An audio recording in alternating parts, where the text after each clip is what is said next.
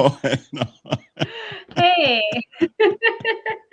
What's up? Hey, did not expect to pop in there by yourself, huh? I was like, oh, no. This was not supposed to be. This was not the setup. No, the setup's a little different today. Hopefully everybody can hear me because I'm on my laptop and I don't actually have a microphone input. So I'm hoping that the audio is clear enough. And we're just going to go with it. Yeah, I can hear you. I can hear, Good. And so what is different about today? You said today was going to be different. I don't know about that. Today we have a special guest. We most certainly do. Yeah, that's right. We most certainly do. Yes, we have a special guest today, which we're very excited about. She was a guest on our podcast. It was actually our most downloaded episode so far. So wait. I'm sorry. Can you say that again? Oh, this guest was featured on our most downloaded episode so far. And I've got the wildest of messy buns going on right here, so we're just going to go with it. Yeah, this is news. This is news to me. I didn't know that. Yes. Why you tell me that? Yeah. Well, you tell me now. Thank you. Thank you. You probably told me before and I forgot. I probably did. But yeah, we're excited to have her on, and we're going to talk about energy, shadow work, kind of the things that we've been talking about a little bit before, but it'll be awesome to have a new perspective. Yeah. Now, real quick, disclaimer. First off, yes. Neither one of us, because we're licensed professionals, neither one of us are giving any therapeutic advice here. Myself, neither Miss Sublette. And also, for my Christian folk out there, shadow work is not witchcraft. We are not performing witchcraft. This is a disclaimer. It's part of the disclaimer now. This is a good disclaimer. We're not performing. I'm not into any witchcraft. I'm not doing any so-called voodoo that you fear, at least not the type that you think. But anyway, no harmful stuff. No one's being harmed doing shadow work. All right. It's really light work. And and not just Christian, I'm picking on my people for a second, but really just people in general. You need to understand, like, don't get caught up in semantics. It's light work, it's inner work, it's inner healing, it's understanding your truth. And that's what shadow work is about. I don't care what semantics you want to play with it, but that's what it's about. Understanding who the hell you are. Answering that question. Okay. Yeah, that was my thing. I'm done. That was my bid. You want to talk more about the guest, though? No, I think we should just bring her on. Oh, okay.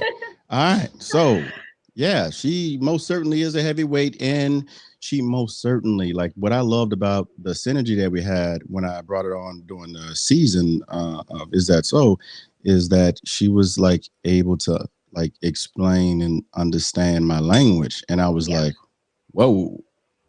Yeah, I think after this episode, I messaged you like after I had listened to it, and I was like, oh man, like it was so energetically aligned, which is funny because the topic of the episode really was energy. But you were just on such a level playing field. So we'll see how I keep up with this. It's going to be kind of like a ask smart people dumb questions episode, maybe. Look, I do just want to say that is episode 9. If anyone hasn't listened to it, of the Is That So show, season 2, episode 9. I think it was last week's episode? Yeah. Yeah. So pretty recent on there. If you go and check that out, we're on Spotify, Apple Podcasts, Google Podcasts, and then of course on our website, becomeanoutlier.com. You can find the podcast there too and listen to it. So let me give the people an example of what coaching with me would be like before we bring Miss Sublette on real quick. Okay. You said you're going to try to keep up. So coaching with me would sound like, no, it's not a matter of keeping up. It's a matter of being exactly where you are, seeing it exactly from where you see it at, because we need your perspective. It adds pluralism. It adds diversity. And we need that in order to formulate a collective view of what's going on. We all build this vision of isness together. That's what coaching with me sounds like. There we go. Okay. There we go. There we go. All right. So we're going to bring Miss Sublette in. Hold on. I'm going to try to do this at the same time. Okay, awesome. Let me do this. Hold up. Oh, I almost had it. What's going on, Miss Sublette? Welcome to the stage. Hello. I'm so happy and excited to be back. And yes, definitely that synergy from our last time together. I'm hoping that we can create that today for all our viewers. And so I'm very excited to be here with both of you. So thank you. Thank you. Yes, we're very welcome. Karibu sana. Very welcome in Swahili. Very welcome. Very welcome. Okay, so I'm turning it over to the because Hannah's the host. She's interviewing us. I don't even know what she's going to ask. So I have no idea. Okay. So, like I said, there was a really great conversation, really the whole podcast episode. I love the way that you guys talked about just energy work, what it is. I think maybe we should just recap that and some misconceptions as well for people who aren't super familiar or have only really heard the woo-woo stuff and don't, totally understand what that is. So are you the question? Is that the question? So the question is, what is energy work and what are some misconceptions that people have around it? Energy work. Well, if we break it down, we're all energy, and the way that our body works and operates without us having to consciously think about it, that's energy. Our heart beating, and as I mentioned last time, even our eyes blinking. And so when we think about how everything in the world or the universe is all run by energy. And so science backs it. So it's not necessarily a woo-woo construct. Yeah. And energy is just super important. It's because it's how we live, and if we didn't have energy running our bodies, we would not be alive and here to experience. And we've even evolved beyond the Newtonian version of energy being just physical matter to this space of understanding what this. I had a guest on; he called it scalar energy, but really light energy. The true quantum field. Now we're moving to a space of understanding that. And understanding that, no, we're not limited based off of our environment. We are indeed creating our environment, Yes. Co-creating. Yes, creating together. Absolutely. Does that answer the question, Hannah? That's perfect. So where does shadow work come into this then? So where does shadow work come into the idea of energy and energy work? What's kind of the differentiator there? Well, shadow work is primarily considered a part of self, and there's many different theories and constructs around shadow work, but ultimately shadow work is when we face things, face challenges, face deep aspects of ourselves and bring those aspects into light. And so it's about integrating. So it's not, as Harriet said, it's not a form of a witchcraft. It's a form of healing. It's a form of therapy. And so when we have challenging times and, they can be daunting, but when we look and we say, what is the message? What is happening here? Why am I experiencing this? And also, how can I grow and integrate this into this profound learning experience? That is shadow work. Yeah, she answered the question. I mean, I'm just going to back up and just say, yes, I totally understand that. And I appreciate you putting it down like that. And let me pick it up and say that it's about, embracing your truth and then living in your truth. Like, that's the reason why you need to do the shadow work, because it's not just knowing the truth. Bruce Lee, he said, I'm not afraid of the person that knows 1,000 kicks and practices it once. I'm afraid of the man that knows one kick but practices it 1,000 times, because that man right there is going to kick a hole in my chest, And so what do you do with that truth once you discover it? You integrate it into your everyday life, and then you live in that truth. And then you find that that's what guides you in your passion. Like, you find purpose and you stay passionate about what you do when you live in your truth.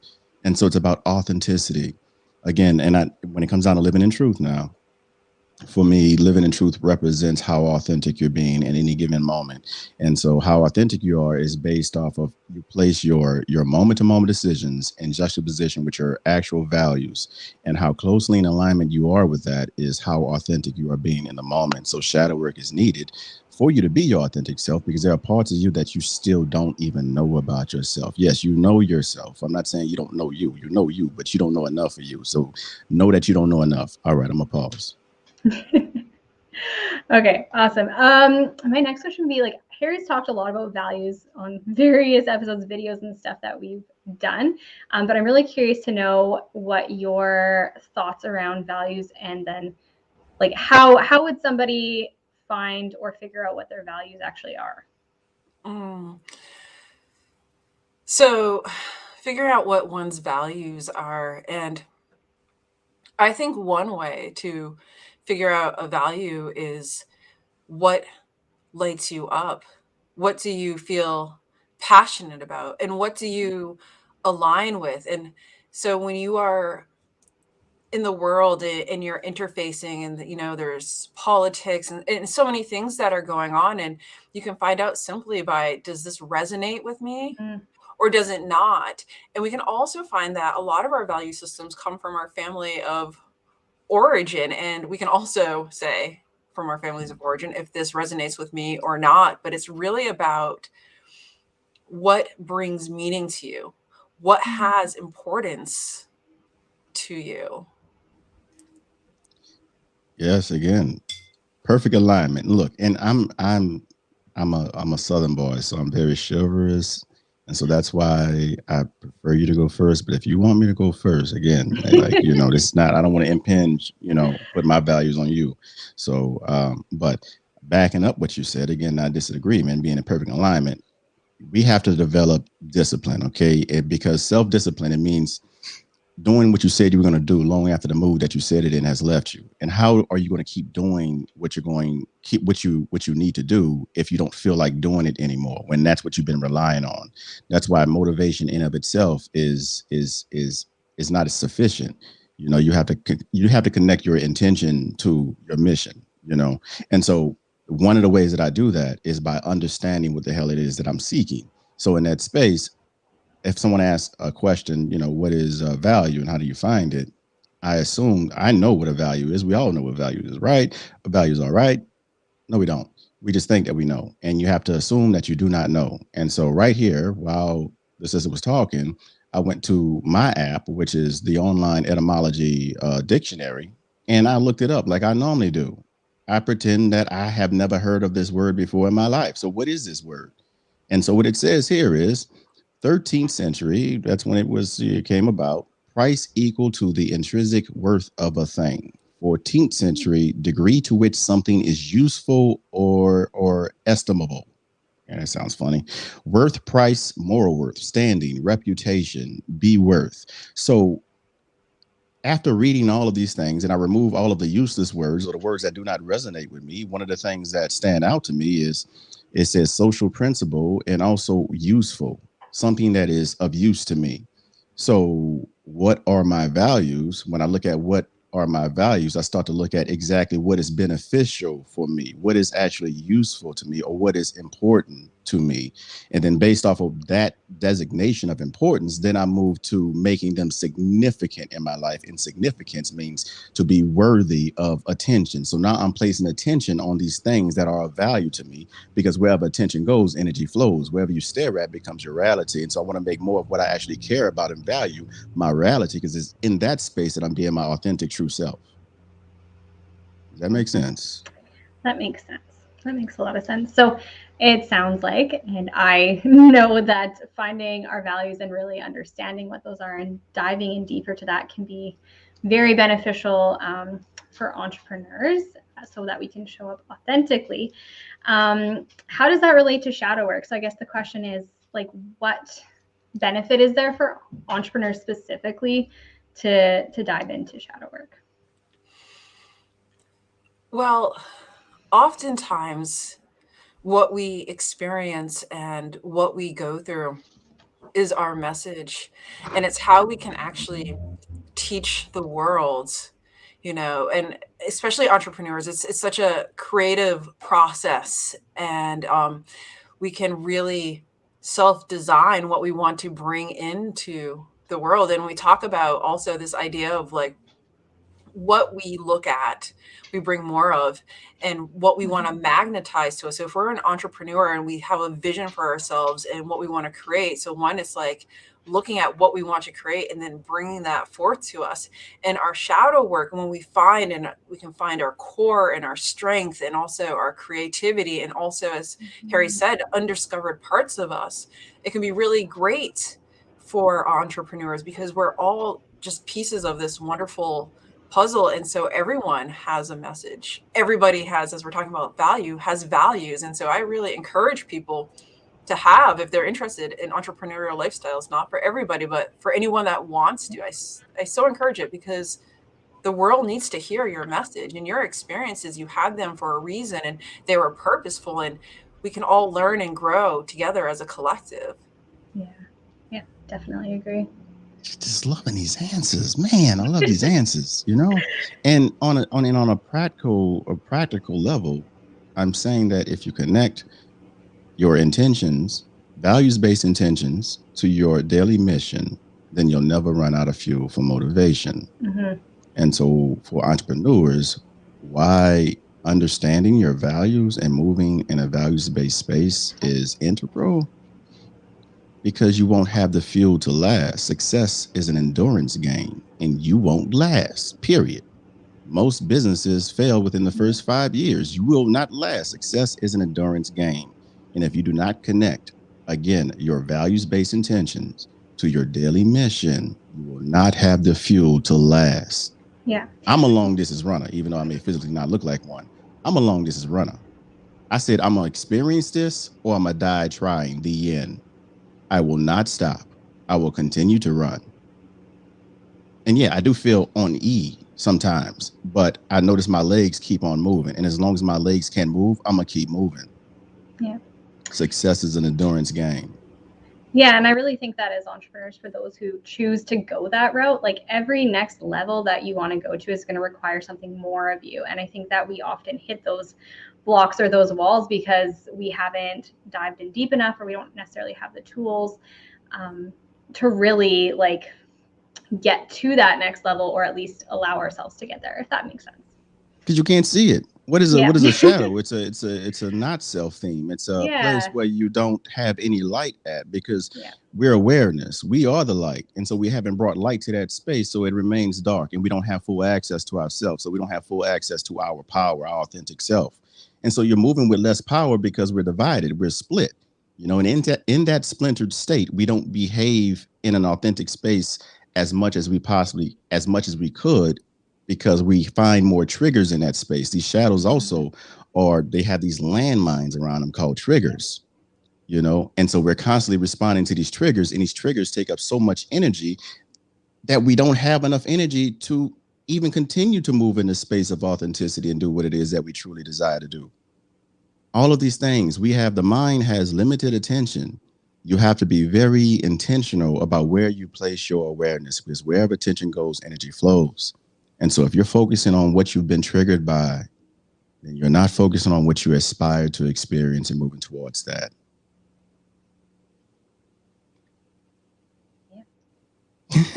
And I want to just add to that too. And I think we're touching upon it, is that how we speak to ourselves and how we view and perceive things. And it's that aspect of shadow work. And when we are creating business, and the self-doubts, the lack of our own believing in our own efficacy, that's shadow work. That's old programming that we have coming up. And that's in the old programming that's running, that's saying that we're inherently unlovable, that we're unworthy.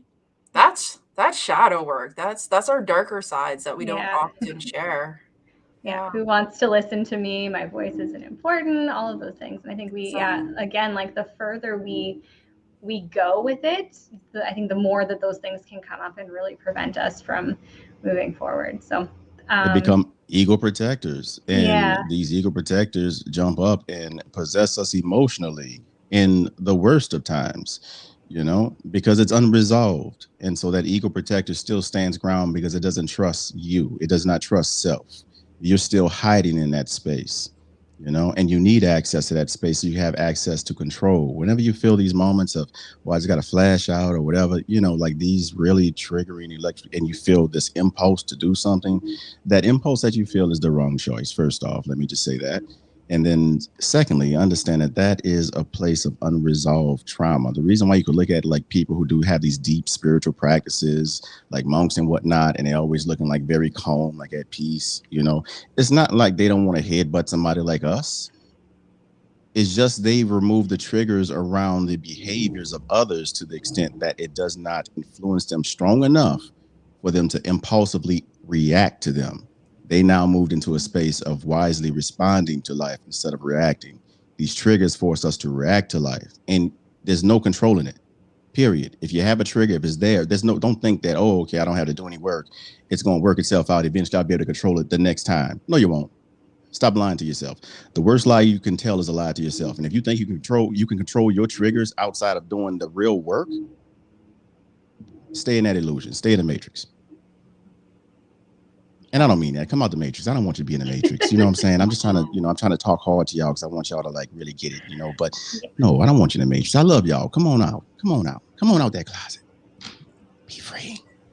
And, oftentimes we externalize our triggers. We say, well, this person made me do that, or, they triggered me. And we have this narrative of disempowerment. Mm-hmm. And the thing is, we are light and we are empowered, and we're always empowered. And it's always is actually a conscious decision, and it's a split second, but we often give our power away. We hand it, and we put other people on the hook for our disempowerment, but we made that choice to respond that way. And we made that choice to be reactive, and we made that choice to blame someone else for our reactivity, therefore disempowering ourselves. Yes. Harry, I think that statement almost triggered you there. I saw you. You're like, get into this. in the best way. In the best way. Absolutely. But the thing is that indecision is a decision within itself. And so we think that these things, again, that we know that we are intentionally ignoring will just work themselves out. And they do not. They work us out, because these shadow parts have corresponding thoughts that are not true about us, but constantly yell at us. And again, wherever attention goes, energy flows. And so oftentimes we pay attention to these thoughts, and then we experience shame, the emotion of shame. But shame does not represent who you are, but who you are not. Again, how do you know that? Because everything that represents who we are, we actually are drawn towards, we move towards. We know when something is true for us inherently. When we experience it for the first time, and indeed you will experience all of these truths mostly for the first time. But when we experience it, we just know. That's self-energy. That's your true self. That's that guiding light. And the more that you run from your shadows, the less access you have to that guiding light. So how does shadow work apply to entrepreneurship? You don't have a guide. So you spend your time. There's everybody selling a program, everybody selling their information. They know that we operate in the information age. And so now everybody has a class, everybody has a book. We are inundated with so much information. How can you sift out the real from the fake? How can you know what's really true versus just industry folk that has now taken the words and understand how to put it together in a book, and then they have the backing, the money, the advertising to put themselves out there? How can you tell the difference if your inner compass is not guiding you in that space? Yeah, and just to jump in on that, I think people get really sucked into the idea that they need all of these things or all of this information, more knowledge, more strategy to get where they want to go. And that's where, in the work that I do, I see a lot of people really just spinning their wheels and getting nowhere. So I think that, again, really goes back to the values and the intention of what you want to build, what you want to create, and having that be a guiding light for you. And then, like you said, being able to tap into that guidance, can really obviously help and accelerate people. I know what's right for me. So, for example, I knew that based off of the synergy and the coincidences that the mind says, but I say the synchronicity, I know that Hannah and I were supposed to do what we were supposed to do. Because I have that confidence, even when the storms come between our business relationship, I don't have any doubt, because it's already been confirmed When you move and when you have access to that inner compass, you have the experience of confidence in your decisions. And so when the storm comes to test you, most certainly it will, because it has to test you. Every single level, your fears will be tested. If you don't have the confidence, you won't stand there long enough to understand that you're exactly where you need to be, no matter what it looks like. Hannah just smiling. She just sitting there just yes. So what becomes possible for people when they commit to this kind of work? I think the infinite becomes possible, right? And the elements of all possibility. And when we commit to this work, we can find so many surprises and really delve into the unexpected. And we can really, I mean, we're so powerful and we can really go in amazing places now. I don't want to, you know, shadow work is amazing. And I also have to be very real about it. It can be also a very painful process, a very timely process. It's often not a one and done. And the thing about shadow work is, right, the deeper we go, sometimes the bigger the struggles happen. You know, we work through a thing and then we're given more and more struggles so we can fundamentally understand ourselves more and more. So it's shadow work in itself is also endless and bottomless. And so it's always a continuous process. And I've seen things too on social media, and it's really interesting that there's this idea of like shadow work is just that can be done in just a simple form of ritual. And sure, we can do an element of shadow work and ritual, but that's not shadow work. And I feel like that kind of messaging can be really damaging. Like, oh, I've worked on myself because I've done this ritual, and ritual is a great and a beautiful thing, but that's not shadow work. Shadow work is really taking the courage to go within, to move beyond the voices that are triggering and to look into the deeper, traumatized, scary parts of self. And it's shadow work because it's dark and it's hard. And sometimes you just feel like you're being pressed against the rocks or slammed by the waves into the rocks over and over. And you come up for air and then it slams you more and more and over and over. And it can be very exhausting. Yeah. And I was smiling because that's literally one of the questions that I had is like, how is this quick fix mentality a problem? And I do see this a lot, especially in the more like spiritual coaching space where shadow work is sort of becoming more of a buzzword, more people are looking into it, which is great. But what are some of the issues with that? And I think you already touched on that. But Harry, do you have any other contributions to to that one? I'm gonna contribute a couple of words real quick. Okay. You have to inner dig to understand. All right. You have to inner dig to understand. Shadow work is about digging, going deeper, because it's not about moving horizontally, you know, figuring out where's the right path at. If me standing here in Baton Rouge and someone in China and someone in Australia and all parts of Greenland, you know, France, if we begin to dig and we were able to dig endlessly, eventually we all reach the same center. Shadow work is about going deeper within your being and bringing light down there to that darkness so you can understand what's there, what you buried, what you need to resolve, what you need to let go of. Because in the words of Lao Tzu, it's only when I let go of who I am that I become who I might be. You don't know who the might be is. And the reason why you don't know who the might be is because you keep staring at the who you think you are. You need to make a new I am statement because you're not the I am. You're the I behind the I am. The I am is our vehicle, our manifestation vehicle. It's our perception. It's you know, that's where they're saying, you know, we don't see things as it is, but as we are. We don't see things as they are, but as we are comes from. Perception is reality. So in that I am statement, my I am statement is I am smaller than this, or I am unworthy, or I am whatever, then that invites in that experience because that's the lens we decide to perceive life through. And we need to understand that. And Hannah, as we said it earlier, we were dialoguing earlier, Albert Einstein said tomorrow's problems can't be solved with today's thinking. What happens within a night between today and tomorrow? We make new I am statements because the I am statement we made yesterday just won't get it through today. And so you need to understand that when we make these conscious decisions, when you decide to be aware and make and live a conscious life, it's not a one-time decision. Mm-hmm. It's a picking up that shovel and doing it again and again. It is a lifestyle. It is dedication, just like you would view a monk. You decided for the rest of your life that you're gonna keep digging and answering that who am I?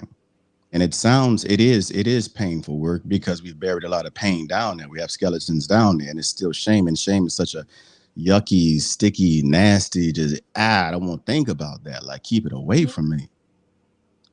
But the longer that you have to dig, understand, the deeper that you dig, the bigger the diamond. That's why it takes so long. Because we got some big ass diamonds we leaving down there in the form of our truth.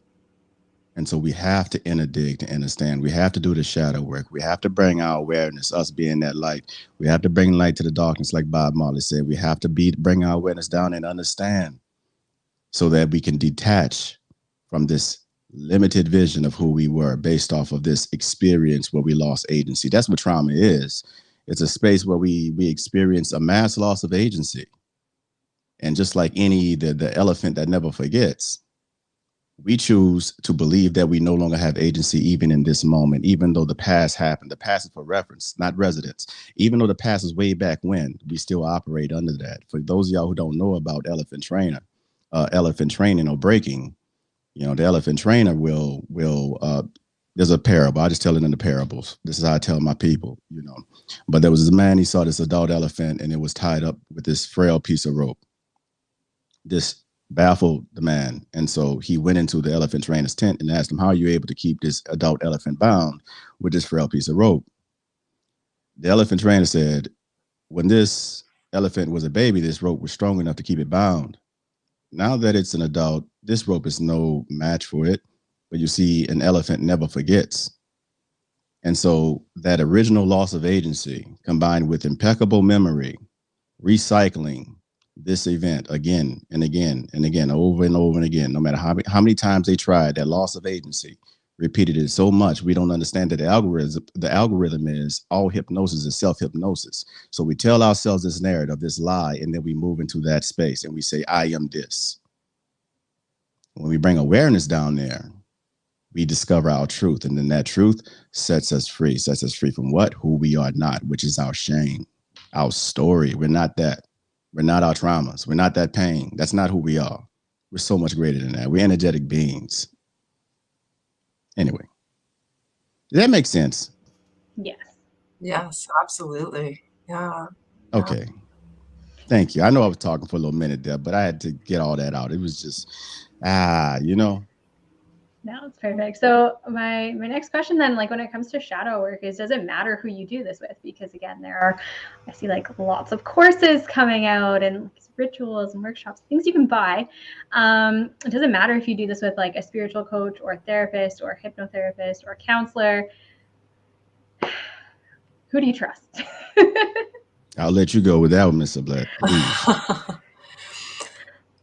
You trust who, once again, and I use the word resonates with you, but it's analogous to when you walk into a room and you're using your senses and you're like, ooh, maybe I should leave, or like you walk into a room like, oh, maybe I should stay. This looks like a lot of fun. So it's by using your senses. And so when you're talking to somebody, you're like, and they might have a program and you're like, I really feel that this could be useful, because we, once again, create our reality. So sometimes if we believe it to be so, then it will be so. The thing is with shadow work, it's not often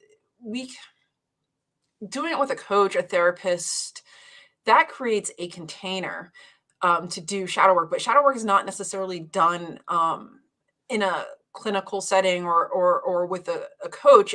They can help you process it and discuss and the experience. But really, shadow work is literally the stuff that happens day to day. It's shadow work is the loss of relationships, or the death of a loved one, or a loss of a job, or becoming physically sick, or struggling with substance misuse. I mean, it's numerous things. It's shadow work is the relationship that we have with our parents and our in our siblings. And the shadow work is actually how we move through those challenges. And then we can take it to someone like a coach or a therapist or a hypnotherapist to explore it. But the shadow work is really the experience within itself and how we are processing. And then making new I am statements based off of new truths that we discover along the way. Mm-hmm. Yeah, I wholeheartedly agree. And I do believe that it's about who resonates with you. Now, we got to make sure that you understand that the you that we're talking about is the highest you. Your inner compass, which means you're probably going to have to do some shadow work in order to get access to that if you have not been listening to that lately. So then that in of itself presents a problem. So yeah, understand what it is, do the research on your own. And then when you feel that someone resonates, you resonate with someone, try to follow them and understand what they talk about, what they have going on.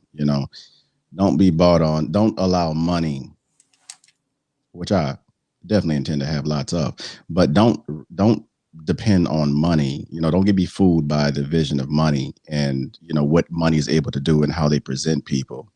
Because you have enough money, yeah, you can present a turd as a gold bar. Don't be fooled by that. You still got to use your inner. Don't trust me. Don't trust anybody. Trust your inner compass, because your inner compass. Heart talk, no heart talk.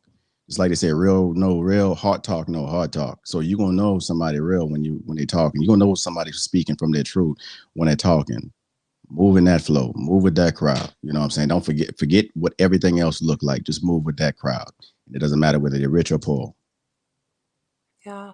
And a technique too that one could do if they're not sure, they're not so tapped into their intuition or just exploring what intuition is, that they can ask for their higher selves. They can ask angels. They can ask Jesus to assist them. They can ask God, whoever it might be for them. And then always ask 3 times, is this for my highest and my best? And if there's any internal inclination, if there's a no that ever slips in, then it's not for your highest and best. Yeah, seek and ye shall find. Again, it's an endurance game. If you're trying to find your inner self and your inner self doesn't pop up immediately and you give up, clearly you thought that your inner self wasn't worth finding, because success is an endurance game. I don't care if you're trying to make a bowl of cereal for yourself. Success is an endurance game. You still got to get up out of bed, even though you don't feel like it. Still, if you really want that cereal and there's no milk in the refrigerator, you're going to have to drive to the store. But if you really, really want that bowl of cereal, you're going to get in that store. You're going to get in your vehicle, drive to that store, get the milk, come back and eat that bowl of cereal. If you want to find your inner self, then actually look for it. Like, truly seek. Seeking is more than just glancing over, Just like studying is more than just looking at a book and then putting it down. You have to search with intention. And if you continue to search with intention, no matter how many times you come back empty-handed, if you continue to search with intention, eventually you will strike oil.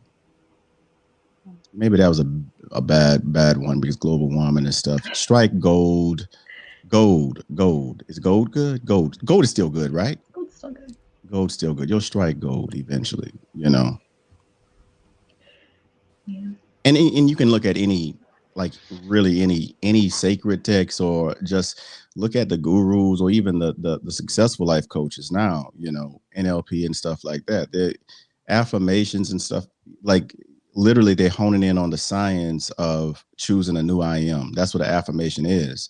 It's an I am statement that you're making, so it's such, people say, if you want to quit smoking, for example, you don't say, I'm not going to smoke anymore, because you're not telling the mind to do something in that space. The mind doesn't know what to do, because it removes the word not, and then it just says, I'm going to continue smoking, because there's no such thing as a not thing.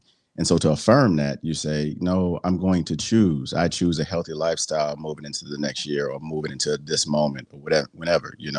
Now you're telling the mind to do something, because if you don't tell the mind what to do, it's going to do what it wants to do, which is the impulsive and wrong thing, typically, and so that's another part of affirmation that people don't teach. They just think it's always happy-go-lucky, talk about unicorns. I am rich, even though you feel broke as a joke on the inside. No, that's not how affirmations work.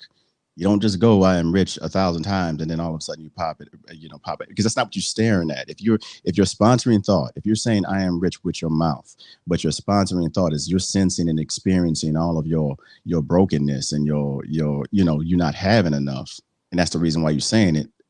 That's the experience, and that's the experience that you're drawing in, because you're moving out of fear.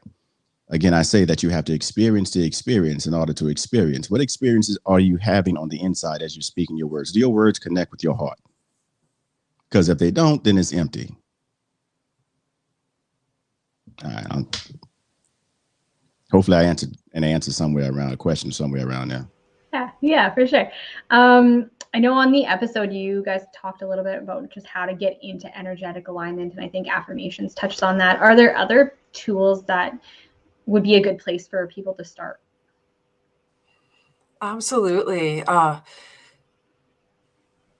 Easy, simple tools, meditation. A lot of people are daunted by the idea of meditation, like one has to clear the mind, and that's not the goal of meditation. The goal is to not attach to the thought. And so meditation could be simply just focusing on the inhalation and the exhalation. Then you'll have 1,000 thoughts and stories, but then it's just returning and coming back to the breath, despite the chatter of the mind. Being out in nature is a beautiful way, because we can start to resonate with, which is my word tonight, which is resonate. It's all about resonating.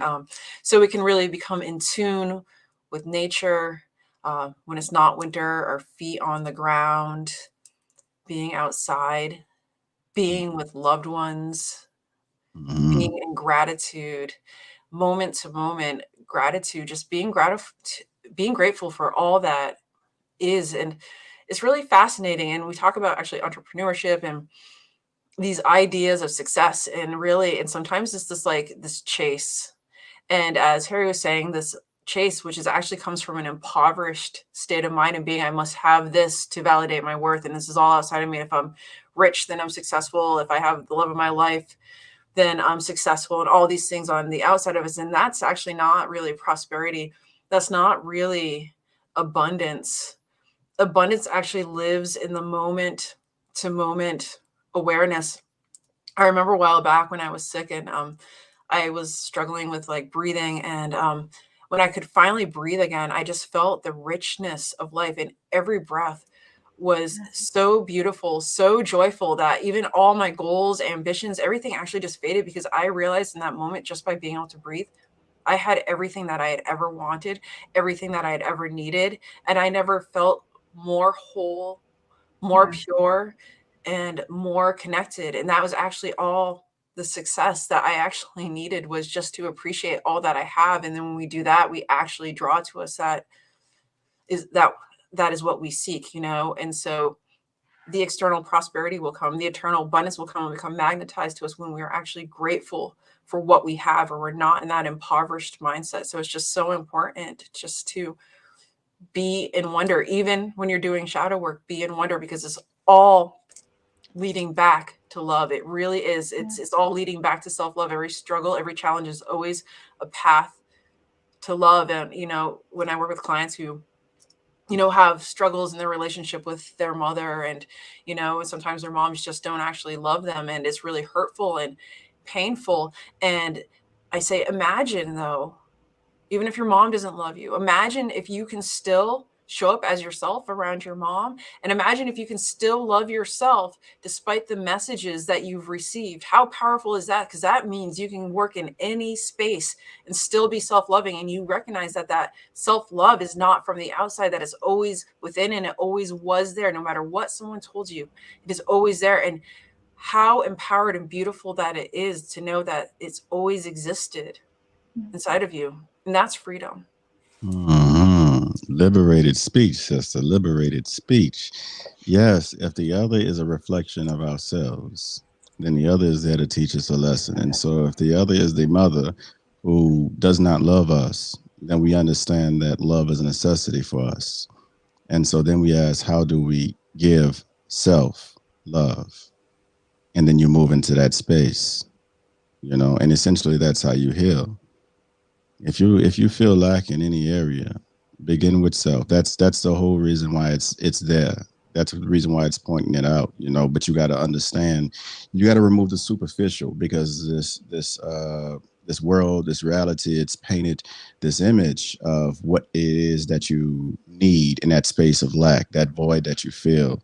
And it comes in the forms of, cars, being adored and loved by people, and so a whole lot of other things. Be like me. I drive around in a Lamborghini, and I have sex with 12 people a day, and this and that, like that type foolishness, and then you do it, and then you remain just as empty as you were before. There's a reason why the suicide rates are highest among the affluent. I'm not gonna go too deep into that. I'm gonna leave that alone, because I'm not giving any therapeutic advice right here. But I'm just saying that what you think you're seeking, you need to make sure that you have that communication with that inner self, your higher self, so that you can know that what you're seeking is exactly what it is that you need. Because a lot of us think that we know what we need, and we don't even know what we need. You say, I know myself. No, what self? What self do you know? Yeah, you know a self, or you know a part of yourself. But how much of yourself do you actually have access to? How much of yourself do you actually communicate with? Because communication is the lifeblood of any relationship. What type of relationship do you have with all of yourself? Mm-hmm. Okay. Yeah. Let's sip my tea. Yeah, no, that's really great. Both of you. Thank you. I mean, as far as getting into energetic alignment, I think that the intentional self-love practice and developing that relationship with yourself, becoming aware of how you're talking to yourself, as well as the gratitude aspect. I love that you mentioned when you're sick, you really become very grateful, like for the air that you breathe. And here in my part of the world, we had really bad forest fires all summer, so I can definitely relate to that. Like literally as soon as I could even see some blue sky, it's like, thank you for the blue sky. Like, thank you for clear air. We can always find something. And I think that especially in that time where some of those days it was really hard to find things to be grateful for because of the environment that you're in, just being able to find something really can help with that energetic alignment. So yeah, and I don't have, oh yeah, sorry.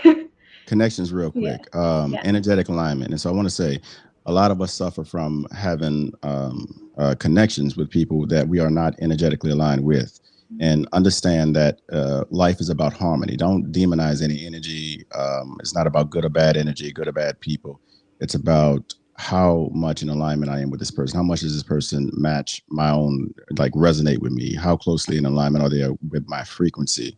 Because if you don't have that alignment there, one is going to be a giver and another is going to be a taker. And the only way that relationship is going to be able to maintain is if the giving keep on giving and the taking keep on taking.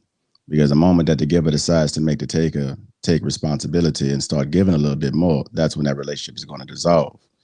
And then there's pain, and then there's shame, because there's I knew this was going to happen, and so on and so forth. But again, you're not your shame. You're not your story.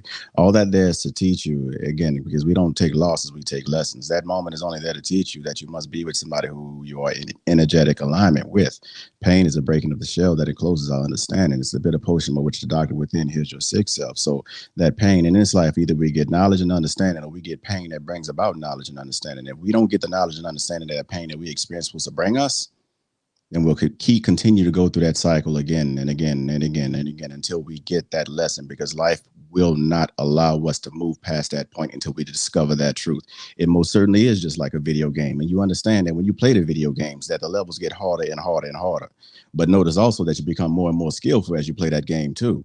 That's why a life of living in an authentic space is a life of skillfully practicing your values, because the more skillful you become in practicing your values, the less challenging these hindrances and these hurdles become, because the less afraid, the less fear you have when you move into that space, because you're living in your truth. And so you're bringing confidence in that space. And so you're not even fully engaged in what it looks like, because you're not afraid. That fear isn't so stifling that it leaves you catatonic.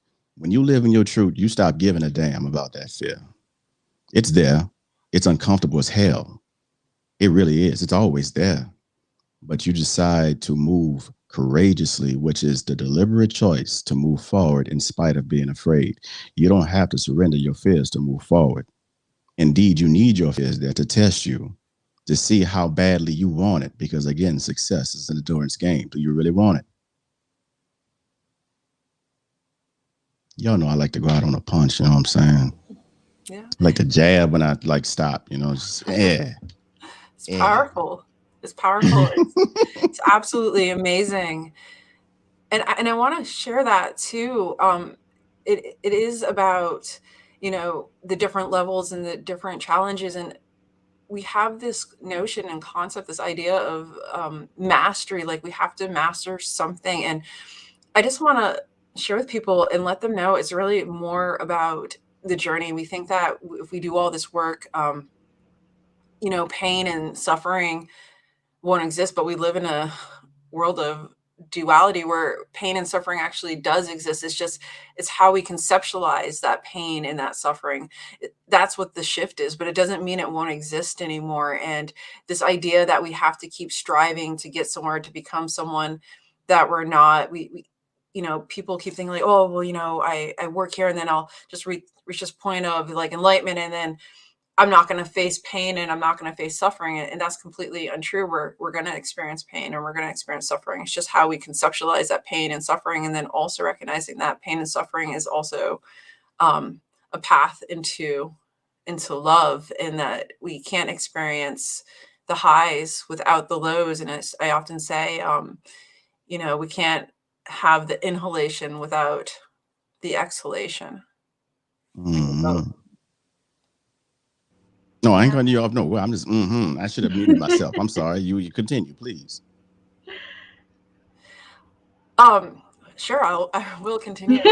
I mean, I could jump in. I'm not saying you have to continue. You can certainly jump in. I was gonna say, as you were talking about that kind of reminded me of like in, again, the like entrepreneurship world, we have these like, for example, the elusive 10K month that everybody's trying to hit, because like once you hit 10K, then you're not going to have money problems anymore or whatever. It's like there's just going to be new and bigger challenges at each point that you hit. It's not about getting to that point. It's about everything that you learn and that you experience and the person that you become to get to that point and onwards. So if a video game, yes, Hannah, yes, Hannah from Canada. Yo, if a video game was only one level, I would not purchase that game. That would be such a stupid game. Like, oh, that game would be whack, lame, so lame. That's why life is going deeper and deeper, level after level after level after level. And you don't know what you're going to see next. That it's always shifting. And that was, you don't want to know though, because that's what creates excitement in life, you know? And it's about how skillfully you navigate these different varying moments, because this physical world, this place of isness, where everything is, nothing is not, where we know a thing by its opposite. In this space, it's always shifting, like sand, like making sand castles on a beach. It's always shifting and changing. But what remains the same? That true self, that higher self, that's that inner world that stays with you no matter what happens in the outer world. And so what's really real? When you understand, when your inner world becomes truer to you than the outer world, you will have access to a great deal more power than what you sense right now and what you feel right now. And then you'll understand what people say when they say perception is reality. You will understand what people mean when they say limiting beliefs and what shadows do to you. You will understand what people say, that we have nothing to fear but fear itself, because it's that fear, that false evidence appearing real, that we continue to react to. And intentionality reflects relationship. And so the more that we react to it, the more intentional we are towards it, the stronger the bond we create with our fear. There, ergo, leading to the universal law of that which you fear, you attract. The reason why we attract what we fear is because we're constantly staring at it. And again, whatever you stare at becomes your reality. Wherever attention goes, energy flows. I could keep going with these universal laws because they fit every single thing. That's why I stick on universal laws. I can apply them to every single situation. These things do not change. The world changes, the society changes, presidents change, like cultures change, move states, all these things shift. But these universal principles that I've picked up over the years, and clearly that my sister has picked up over the years, these things are applicable to every single moment in life, in your subjective human experience. And once you understand this is the firm ground that you stand on. And so even when you get lost, you can always find yourself back. Like my sister was saying, yeah, life comes with pain, but you can't have one without the other. You know, the sweet ain't sweet without the bitter. So you rejoice in your pain because you understand that that pain is also digging a deeper well inside your being so that it can be filled with joy. And indeed, the only thing that hurts us is the things that we once loved for anyway. So to not experience pain is to not experience love. You must accept them both. Just the same way that we accept the seasons that pass over our fields. We must accept the emotions, the seasons of our hearts. You know, and it's in that space when we lean into that discomfort that we understand that our pain has a purpose. And when you understand that your pain has a purpose, it don't feel the same anymore. Just like working out, that's pain on the body. But because your mind already understands that this pain has a purpose, not only does it not feel like pain, you can actually enjoy that space. Yeah, it's true. You don't just start working out and then the next day you're like, oh, I'm sore. Well, that sucked. I'm never doing that again. It's like, no, I know I did that for a reason. It feels meaningful. Like I can enjoy that I'm in a little bit of discomfort because I know that that's progress. Exactly. And on a physical level, that resistance creates growth. So now we understand that resistance is a necessary component to growth. And we also know that because the muscles are adapting, that eventually we're going to have to up the ante because we need more resistance because there's just not enough resistance for us to grow on this level. Ergo, you continue to face these growing challenges, but the more skillful you are, the less challenging these challenges appear because the more access you have to yourself. And so as you become more skillful, these so-called problems that keep scaring you, these triggers that keep scaring you, they become smaller and smaller because the I that you choose, the I ams that you keep choosing become bigger and bigger as you become more and more skillful and have more and more access to your truth until the I am that you choose is bigger than all these fears you've been running from. And then it becomes more seamless. It's more of a just staying in this space, remaining humble, knowing that you are still here to have a subjective human experience. And at any moment, you can encounter another trigger that will throw you into that space of pain and suffering. But the skillful know, how long will it take for me to get out of this? Like the skillful know that they have to put things in place in order to get out of that as quickly as possible. So the more skillful you become, it's not that you don't experience these things, it's that you don't live in these things. Again, the past is for reference, not residence. You don't move into the past anymore. You detach from the past, knowing that you're not your story, knowing that you can choose a new I am in this moment. Okay. I'm done. I'm serious. I'm seriously done now. All right. Well, I think I'm out of questions. I've checked everything off the list here, and I think that was very, very insightful. So thank you both so much for your time. Is there anything that you'd like to add, Nicole, before we wrap it up? Please. Yeah, I do. And I want to kind of go back to what you said about, 10K months. And, we're talking about abundance and prosperity because, a lot of people are moving to entrepreneurship and these goals. But I think we have to ask ourselves, when we have 10K months, what is it that we really want? Is it the 10K month, or what comes with it? And if we drill it down and we really distill it, is we want happiness. And if we distill that at the end of the day, we want love. And so how can we actually create the happiness and the love without the 10K months? Because you will find that paradise right then and there. And then probably most definitely as a byproduct, you will experience the 10K months because actually that's your resonance. That's what you are attracting into, that prosperity, that abundance that will come to you when you are in that space of love, joy, gratitude, and happiness. And you get to that space by also, as we're talking about, just to tie it in, by also doing the shadow work and really facing yourselves. And so you are actually truly bringing that Eden paradise to you by actually walking through a hell sometimes. Yeah. Come on. Love that. A diamond becomes a diamond, yet but with millions of tons of pressure. It's a lump of coal. A diamond has to go through millions of tons of pressure. The physical is a manifestation of spiritual laws. When I don't understand something in the spiritual realm, I look to the physical to teach me because I know that's why the physical world is here. That's why isness is here, And like I'm done. Miss Sublette, Oh my goodness, I'm so happy to have you on here. Can you please, you have a wonderful website. Can you just tell us a little bit about your offerings and the website? Y'all should definitely check it out. God, I was typing in www, but you take off the www, right? It's just Goddess, Yes. becominggoddess.com. Yes. So, well, I'm actually in the middle of rebranding. So I have a few.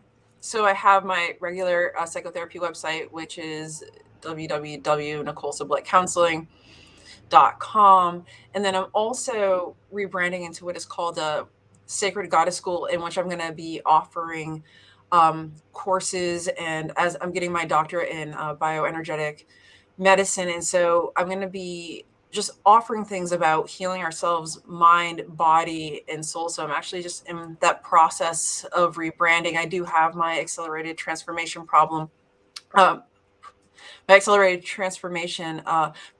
which is ancestral work, hypnotherapy.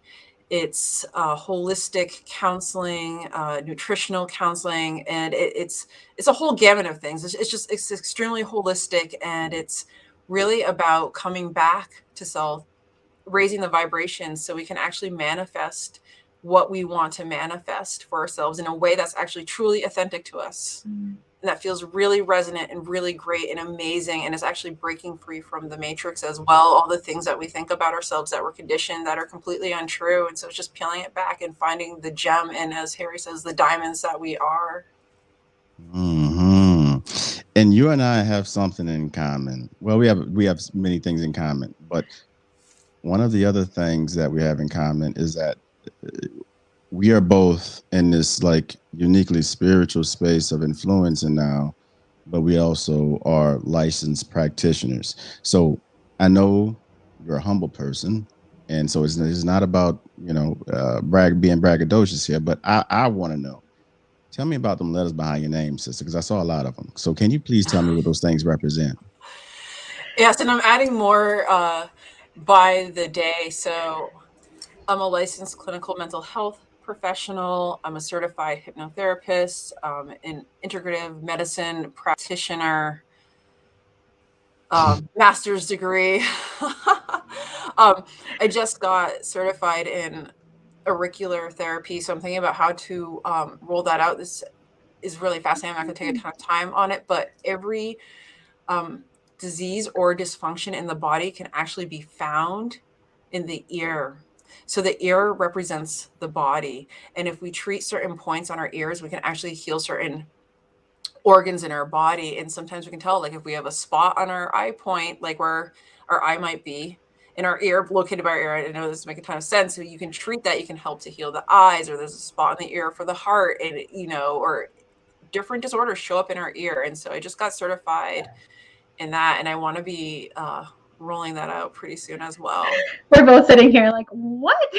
No, definitely amazing. Maybe you're familiar, but I'm sitting here like, what? That's really cool, and you'll have to come back on the podcast to just talk about that specifically, because that's really interesting. And I'm gonna bring you on with a friend of mine, because this is crazy. No. My friend, her website is mavenmuse.com, and Shanquilla Silv, she actually is a licensed massage therapist, and she does psychosomatic therapy, and she was telling me that one of the services that she does is the ear seeding, and she was talking about how people heal through that, and so I just thought it was like some more strong synchronicity that I would be talking to her about this ear seeding this week, and then she comes in and comes about like it's crazy, it's just bananas for me. That's why I'm like, yo, come on, cut it out. Like, this is life is just cutting up right now. It's Harry, like, pay attention to this,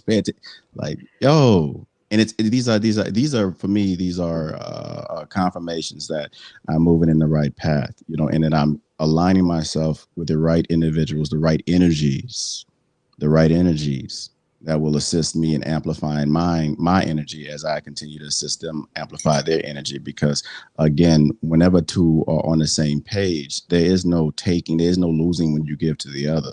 There's only an amplification of what's already there. Like Ghostbusters, crossing the streams. Like, you're never supposed to cross it. Well, we cross the streams here, baby.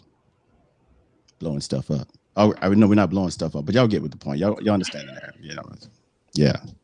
But anything else you want to say, Miss Sublette? Like anything else you want to, let the people know? I think, that's it. And I think there's just more and more to come. And so I'm super excited to be here, and I'm super excited to connect and to share knowledge, and to also to be in the knowledge of both of you. It's a really beautiful energy, and I'm feeling really grateful. So thank you. Oh, thank you. Yes, thank you. And let me say, definitely going to have you back because we still have to do a special on your anti-racism activist, and so we have to do a special on that. And also definitely want to have you back on again to talk about. So this is at least 2 more I didn't plan with you, at least. So we might as well just get the series together. But to talk about is energy, just specifically energy, because you are a Reiki master as well. And I think that, if we can give just because that's energy, and people's understanding of energy is so limited that I believe that we really have to have just a special episode on that and just focus solely on the energy, Yeah. It's its own episode, and it's vast, and the healing techniques are just so vast, and we're vast. And I think also to talk about how misinformed we are about healing, especially in today's society. And I think that would merit another conversation, but there is so much out there that's actually really quite effective and really quite beautiful, and not so damaging to the body, but healing and curing. And I know we're always afraid to use that word, but it's true. And so that's a whole nother episode. That would All right, y'all. Like, Hannah, you want to close this out, or is that even a phrase, close out? I think I've been, growing up in church, I think I got that from church. Yeah, like close out. Yeah, I mean, for anybody that is watching live or watching the replay, definitely feel free to drop a comment, ask questions. We'll get back to you with answers. If you have ideas or things that you want to hear for upcoming lives on Fridays, then also let us know. Go check out episode 9 of the Is That So show, because it's a really, really great episode with Nicole, where they talk about like energy, women's empowerment. I think was one of the topics that I really enjoyed listening to on that particular episode. And yeah, I think that's about all I have to say. So thanks again for being our guest this week, and we'll see you again very soon. Thank you. Oh, another one and we have to do an episode on women's empowerment too, because I believe that we definitely, us men, oh, what the hell is that? Y'all hear that? Oh, okay, that was that you had a motorcycle on your street, didn't you? Oh yeah, sorry, background noise. I don't have my microphone.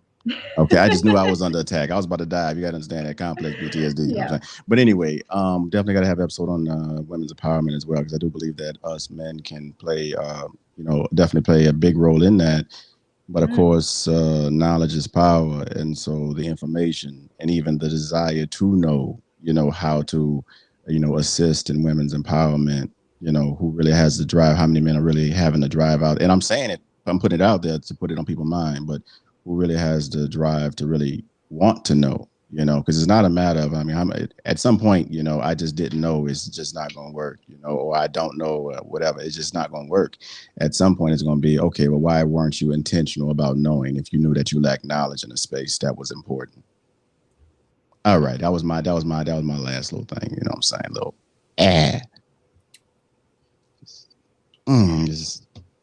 I don't know. Anyway, appreciate y'all. And we're gonna be here next Friday too. We have a few Fridays. We're supposed to do this every Friday, but my colleague and my ops director here is. Do you mind me saying? No, go ahead. Okay. Wait, no, don't say, or no, go ahead. You can tell people. I can tell people. Well, you tell people. You tell people. I'm expecting a baby in February. So at some point we're not going to be able to do the show for a little bit of time. And then also we have the holidays coming up. So we'll definitely play it by ear closer to then. But we've still got quite a few coming. So yeah, and some Fridays we just may not feel like doing anything. So that's also a thing too. That's I mean, yeah. My bad. There's always something going on. Not really. Sometimes you're just tired. I just needed a self-care day anyway. But we're gonna be consistent. We can be more consistent than not. That's the point. All right. So every Friday, we're gonna let y'all know, and the announcer gonna be here. So, Agape and stay lit.